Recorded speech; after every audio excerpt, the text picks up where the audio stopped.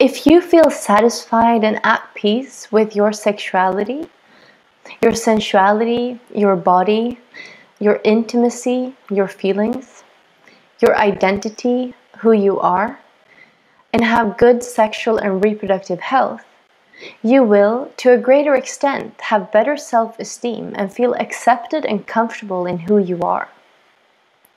In addition, you will, to a greater extent, make decisions that affect you positively and have a healthy sex life, where you respect your own and others' rights.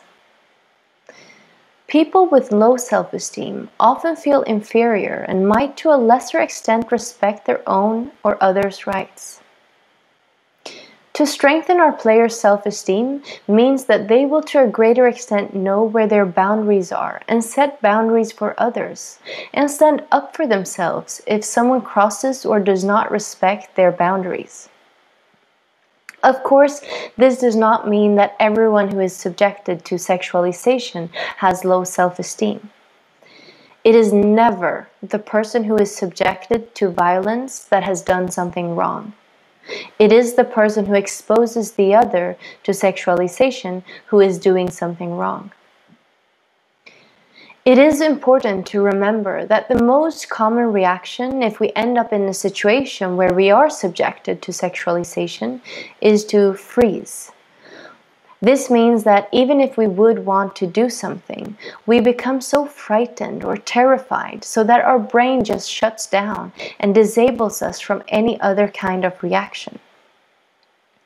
Therefore, it is very difficult to prevent sexualization or violence from occurring when such a situation has already arisen, which is why it is so important that we work to prevent it.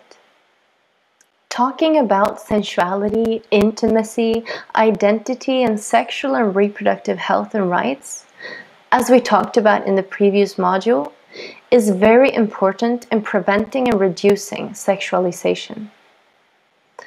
At the same time, it is very important that we do talk about what sexualization is, so that young people know what is wrong, so that they are able to set boundaries and understand what they should not be exposed to.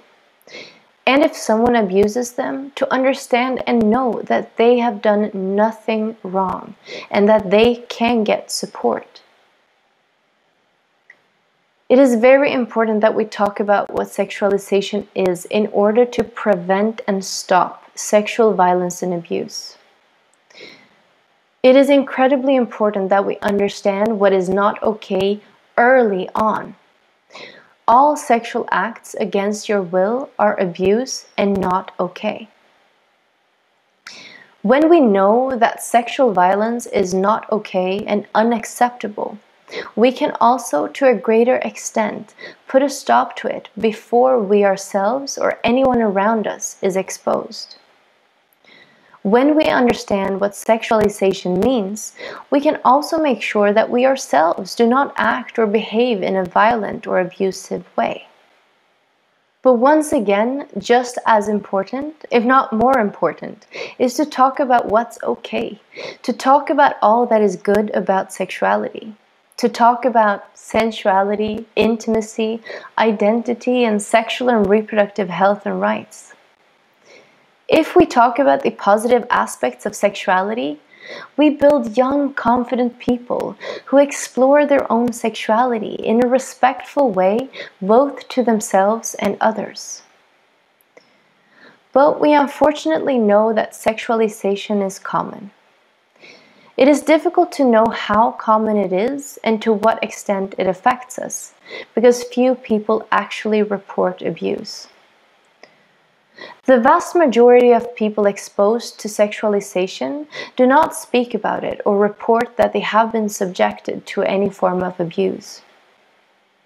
When it comes to abuse in intimate relationship, the estimated number of unknown cases that are never reported, is assumed to be particularly large, as victims and perpetrators have strong ties to each other.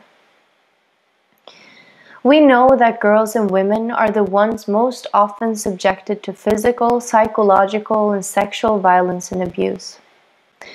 We also know that the majority of perpetrators are men.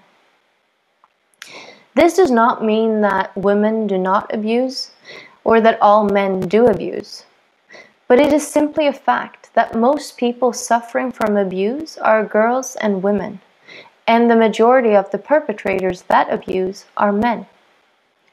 The majority of cases of rape and attempted rape are committed indoors by perpetrators known to the victim. A common belief is that rape is mainly a violent outdoor assault, where the perpetrator and the victim are completely unfamiliar with each other. This image is often disseminated by media, but these cases are generally unusual. The fact that we often tell young girls not to be out alone when it is dark outside, for example, spreads the image of girls constantly having to worry about unknown men assaulting them in public spaces. But statistically, the risk of this is much lower than the risk for abuse in an intimate relationship by their partner or another relative in their home.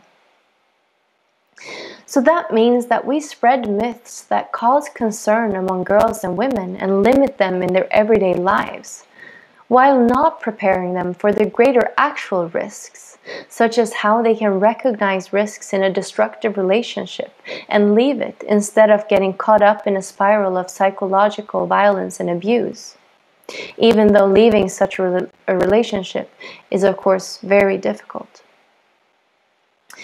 We have to stop making girls' lives smaller and instead talk about the sexualization that we know is taking place so that we can pay attention to it and see the actual risks and prevent violence and abuse. However, we should really talk to boys and men about the risks of being out alone when it is dark. Statistically, it is much more dangerous to be a boy or man in a public space at nighttime, since the risk of being assaulted by other men is much greater. For girls and women, the risks are far greater in relationships characterized by violence. According to UN Women, it is estimated that 35% of women worldwide have experienced either physical and/or sexual intimate partner violence or sexual violence by a non-partner at some point in their lives. However, some national studies show that up to 70% of women have experienced physical and/or sexual violence from an intimate partner in their lifetime. And this does not even include sexual harassment. Evidence shows that women who have experienced physical or sexual intimate partner violence report higher rates of depression, having an abortion, and acquiring HIV compared to women who have not. We also know that young girls are particularly vulnerable to sexualization. Approximately 15 million adolescent girls aged 15 to 19 worldwide have experienced forced sex, forced sexual intercourse, or other sexual acts at some point in their life. In the vast majority of countries, adolescent girls are most at risk of forced sex by a current or former husband, partner, or boyfriend. Based on data from 30 countries, only 1% ever sought professional help. Additionally, UNICEF estimates that 120 million girls, 1 out of 10 girls under the age of 20, have been subjected to forced sexual intercourse or other forced sexual acts at some point in their lives. Sexual abuse and harassment in schools is also widespread. Girls are also increasingly more vulnerable online, where they risk exposure to disturbing or potentially harmful content, such as violent or sexual images, cyberbullying, sexual solicitation like online grooming, circulation of child sexual abuse images and videos, and live stream abuse through chats or video calls. Girls and young women have few safe spaces or free zones where they can simply be, grow as individuals, and participate actively in society without fear of being harassed or otherwise restricted. 99% of young people think that forced sex or sexual acts is wrong, and yet it is still so common. One reason can be that more than 75% of young people state that they have not had the possibility to discuss how they can show another person that they, for example, want or do not want to have sex. So it is very important to talk about what is wrong, what is abuse, and what are violations. And equally important to talk about what is good, how good feels like, what rights we have, how we can ask for permission, how we can show that we want something, and only do what feels good to both us and our partner.